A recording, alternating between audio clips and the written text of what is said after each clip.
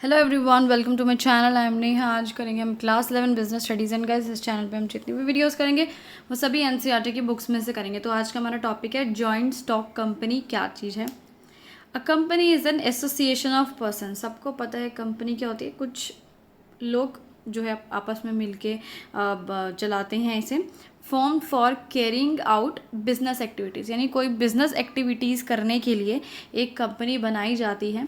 And has a legal status independent of its members, यानी जो company होती है वो एक अपने मेंबर्स से इंडिपेंडेंट यानी अलग होती है। मेंबर्स अलग चीज़ हो गए, कंपनी अलग चीज़ हो गई, दोनों ही चीज़ें डिफरेंट हैं। A company can be described as an artificial person. Company एक आर्टिफिशियल पर्सन है, ठीक है, ये सबने पढ़ा है। और उसकी सेपरेट लीगल एंटिटी है। सेपरेट लीगल एंटिटी का मतलब क्या है कि कंपनी एक अलग चीज़ है, उसके मेंबर्स या उसके एम्प्लॉयज़ एक अलग चीज़ है। परपीचुअल सक्सेशन है। परपीचुअल सक्सेशन का मतलब क्या है, कंपनी हमेशा चलती रहेगी, चाहे कोई मेंबर आए चाहे कोई मेंबर जाए। और कंपनी की एक कॉमन सील है। कॉमन सील मतलब उसकी खुद की एक स्टैम्प, खुद का एक सिग्नेचर है, ठीक है, कंपनी का। The company form of organization is governed by the companies act 2013। और कंपनी में कौन सा एक्ट लगता है, कंपनीज एक्ट 2013 लगता है। सो इस एक्ट के अकॉर्डिंग कंपनी का मीनिंग क्या है, company incorporated under this act और any other previous company law. कोई भी कंपनी इनकॉर्पोरेट होती है, बनाई जाती है, जिसका रजिस्ट्रेशन होता है इस एक्ट के अंदर। यानी कौन सा एक्ट की बात हो रही है, 2013 के अंदर या तो इनकॉर्पोरेट हुई होगी या कोई प्रीवियस कंपनी लो। प्रीवियस यानी पिछला। पिछला लॉ कौन सा था, 1956 था, चाहे उसके अंदर वो रजिस्ट्रेशन हो रखा हो उसका। The share holders are the owners of company. सबको पता है कि कंपनी जो होती है उसके ओनर्स कौन होते हैं, शेयर होल्डर्स, यानी वो लोग जिन्होंने कंपनी के शेयर्स खरीदे हुए होते हैं वही लोग कंपनी के ओनर्स होते हैं। While the board of directors is the chief managing body elected by the share holders. और कंपनी में एक चीज़ होती है बोर्ड ऑफ डायरेक्टर्स नाम की, कुछ लोगों की ये जो है कमेटी सी होती है। Is a chief managing committee, यानी सब कुछ मैनेज करना, कंपनी के सारे अफेयर्स के साथ डील करना किसका काम होता है, बोर्ड ऑफ डायरेक्टर्स का होता है। और इन्हें इलेक्ट कौन करता है, यानी चूज़ कौन करता है बोर्ड ऑफ डायरेक्टर्स को, शेयर होल्डर्स। शेयर होल्डर्स अपने ही कुछ लोगों में से, ठीक है, कुछ लोग चूज़ कर लेते हैं और उनको बोर्ड ऑफ डायरेक्टर्स बना देते हैं। Usually the owners exercise an indirect control over the business. और जो ओनर्स होते हैं, शेयर होल्डर्स होते हैं, उनका इनडायरेक्ट कंट्रोल होता है बिजनेस पे, ठीक है। डायरेक्ट कंट्रोल नहीं होता कि जब मन आया तब शेयर होल्डर्स ने जो मर्जी पैसे निकाल लिए, पैसे भर दिए, कंपनी यहाँ कर दी, कंपनी वहाँ कर दी, ना, ऐसे एकदम से कुछ नहीं होता, अपनी मर्जी से नहीं कर सकते, बहुत लंबे चौड़े रूल होते हैं इसके भी। The capital of the company is divided into smaller parts called share. Company की जो कैपिटल होती है यानी फंड्स, जो पैसा होता है, उसको छोटे छोटे टुकड़ों में बांट दिया जाता है जिन्हें हम शेयर्स कहते हैं। जैसे कि अगर एक कंपनी जो है 1,00,000 रुपए में बनी है, सपोज एग्जांपल ऐसे ही ले रहे हैं, तो उसके छोटे छोटे टुकड़े कर दिए जाएंगे, जैसे 10-10 के शेयर बना दिए जाएंगे, 10-10 रुपये के, पूरे 1,00,000 रुपये तक, ठीक है।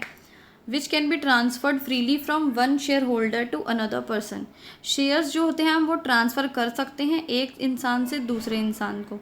यानी सपोज़ एक कंपनी है, मैंने उसके शेयर्स खरीदे, तो मेरे को अगर वो नहीं चाहिए तो मैं उससे दूसरे को बेच दूंगी, दूसरे के नाम पे करा दूंगी, ठीक है। फीचर्स क्या हैं देखो इसके जॉइंट स्टॉक कंपनी के। सबसे पहला है ये एक आर्टिफिशियल पर्सन है। जैसे कि मैंने बताया कंपनी एक आर्टिफिशियल पर्सन है। क्रिएशन ऑफ लॉ, यानी लॉ इसे बनाता है, ठीक है। Exist independent of its members, वो अपने मेंबर्स से बिल्कुल इंडिपेंडेंट है, यानी अलग है। कंपनी अलग चीज़ है, मेंबर्स अलग चीज़ है।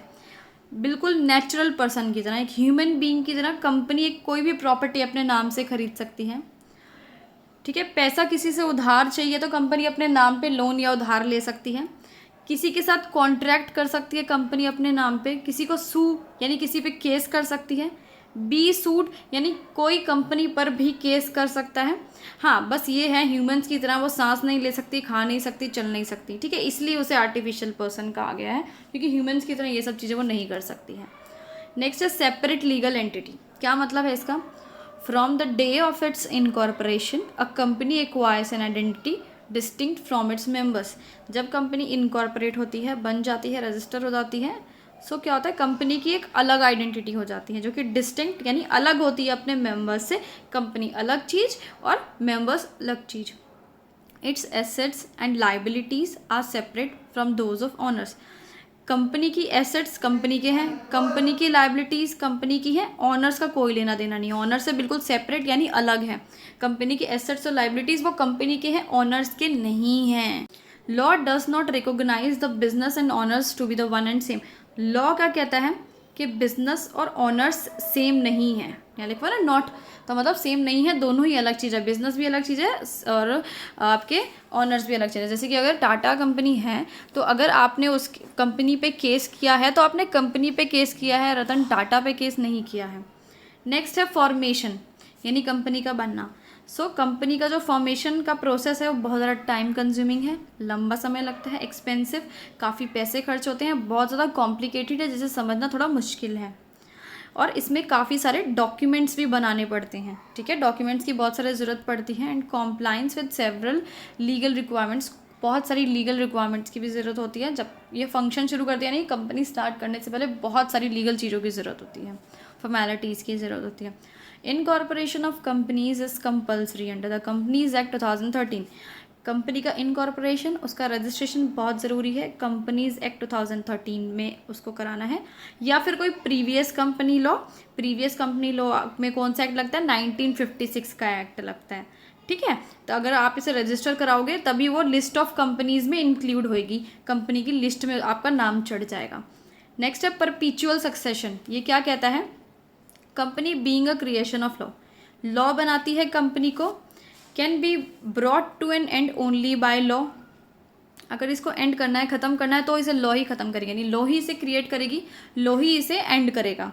It will only cease to exist when a specific procedure for its closure called winding up is completed. अगर आप इसे सीज टू एग्जिस्ट यानी बंद करना चाहते हैं तो आपको एक छोटा सा प्रोसेस करना पड़ेगा जिसका नाम है वाइंडिंग अप। ठीक है, वाइंडिंग अप का मतलब होता है कंपनी बंद करना। ये प्रोसेस आपको फॉलो करना पड़ेगा। मेंबर्स चाहे आएँ चाहे मेंबर्स जाएं, कंपनी कंटिन्यू चलती रहेगी, एग्जिस्ट करती रहेगी। नेक्स्ट है कंट्रोल।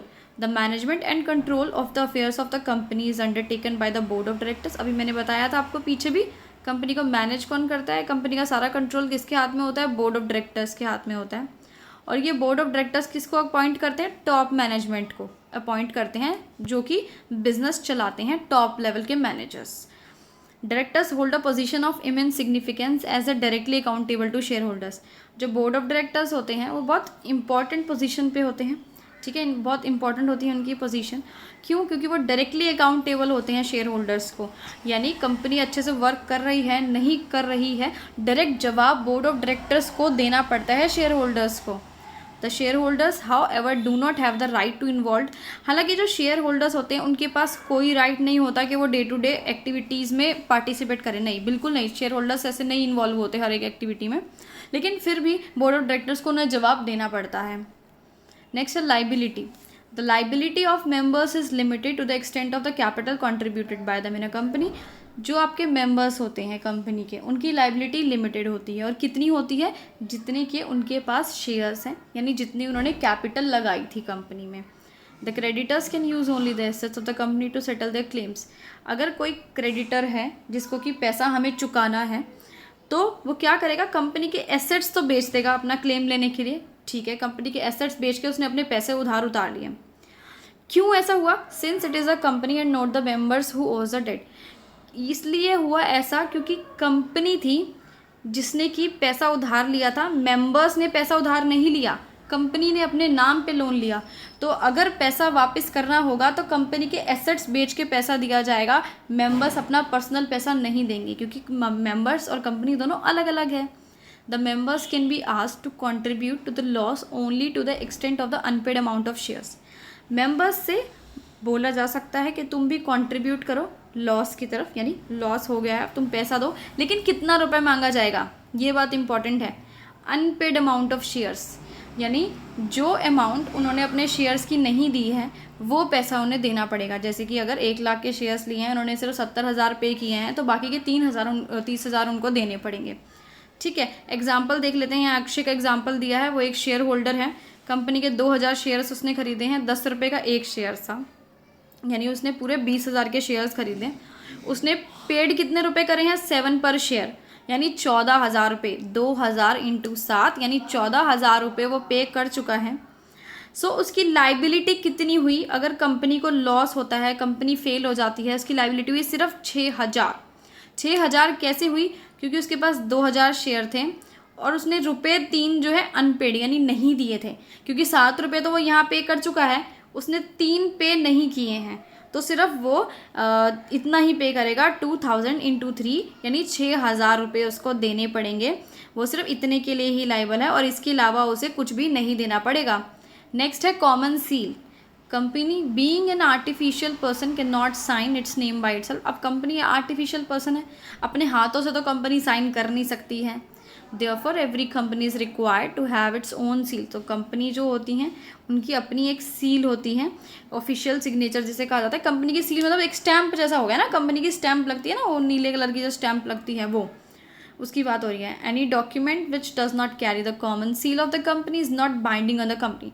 अगर कोई भी डॉक्यूमेंट है उस पर कंपनी की कॉमन सील नहीं है, यानी कंपनी के स्टैंप नहीं है, तो कंपनी उसकी बाइंडिंग नहीं है, यानी कंपनी के लिए वो मतलब वो नहीं है, वैलिड नहीं है। वो कंपनी बोलेगी हमें लेना देना नहीं है भाई, स्टैंप नहीं है इस पर, अब चाहे तुम्हें कितना मर्जी घटाओ। नेक्स्ट है risk bearing. The risk of losses in a company is borne by all the share holders. तो रिस्क अगर कौन झेलता है कंपनी का? शेयर होल्डर्स झेलते हैं। This is unlike the case of sole proprietorship और पार्टनरशिप फर्म वेयर वन और few persons respectively bear the losses. लेकिन हाँ, सोल प्रोपराइटरशिप और पार्टनरशिप की तरह यहाँ बिल्कुल भी नहीं है कि पूरा का पूरा लॉस झेलना पड़ेगा, अपना पर्सनल भी सब कुछ बेचना पड़ेगा, ऐसी कोई कंडीशन नहीं है यहाँ पे। In the face of financial difficulties और share holders in a company have to contribute the debts to the extent of the shares. यानी अगर फाइनेंशियल डिफिकल्टी आती है, फाइनेंशियल प्रॉब्लम आती है, तो शेयर होल्डर्स कितना कंट्रीब्यूट करेंगे? पहले भी बता चुकी हूँ, जितनी उनके पास शेयर्स हैं, ठीक है, जितने उनके पास शेयर्स हैं, जितने रुपए के, सिर्फ उतना ही उनको रिस्क उठाना पड़ेगा और इससे ज़्यादा 1 रुपया भी नहीं देना पड़ेगा। लॉस सिर्फ उतना ही होगा। अगर 1 लाख रुपए के शेयर हैं तो मैक्सिमम आपको 1 लाख तक का लॉस हो सकता है। 10,000 के शेयर हैं, मैक्सिमम 10,000 का लॉस हो सकता है। इस वीडियो खत्म।